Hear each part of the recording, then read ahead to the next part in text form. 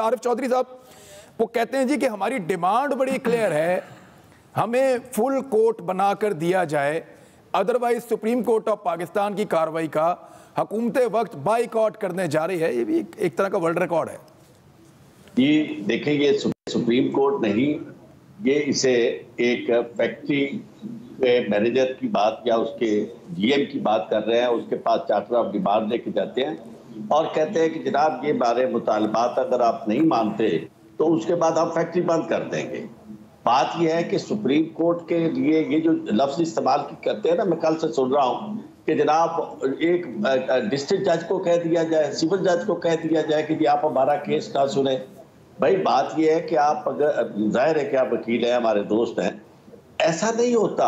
आपने सिविल जज से केस ट्रांसफर कराना हो तो उसके लिए रीजंस देना पड़ती है।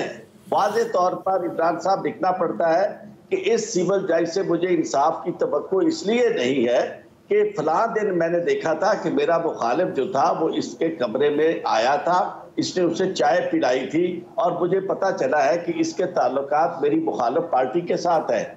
अब 2-3 ग्राउंड्स होती हैं। सुप्रीम कोर्ट में इस तरह नहीं है कि कोई खड़ा हो जाएगा, इवन हाई कोर्ट में, कि जनाब आप मेरा केस ना सुने और सुप्रीम कोर्ट कहे कि अच्छा चूंकि ये हमारा मैं नहीं सुनाना चाहता। और फिर ग्राउंड क्या है आपके पास? मुसलसल आपसे फुल कोर्ट कॉन्स्टिट्यूट करने के बारे में सवाल किया गया है कि आप वो रीजंस दें, वो ग्राउंड्स दें, किस बुनियाद की बात हमने कहा। और इनसे यही बात कर भी हम एक प्रोग्राम में इकट्ठे थे और ये सारे, और जनाब देखिए जब सारी पार्टियों ने कह दिया, भाई सारी पार्टियां अगर ये कह दें कि सुप्रीम कोर्ट को बंद कर दिया जाए और सुप्रीम कोर्ट जो है वो केसेस ना सुने तो सुप्रीम कोर्ट बंद कर दी जाए।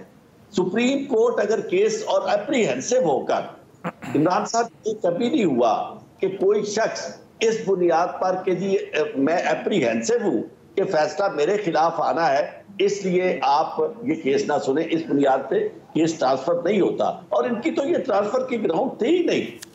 ये इनकी तो ये तो चाह रहे थे कि जनाब एक फुल बेंच बने, उसके फुल कोर्ट उस होती है कि जब एक इतना मुतराजा, एक नहीं एक से ज्यादा कई जजमेंट्स हो और वो आपस में उनका तजाद हो और उस तजाद को रिमूव करना हो और बाकी कहीं 7 जजेस का फैसला हो, कहीं 9 का हो, जो भी हो, और आखिर में कोशिश की जाती है कि आपको बहुत बड़ा एक बेंच जो है वो तश्कील दिया जाए जो इस कॉन्स्टिट्यूशनल मसले को हल करे।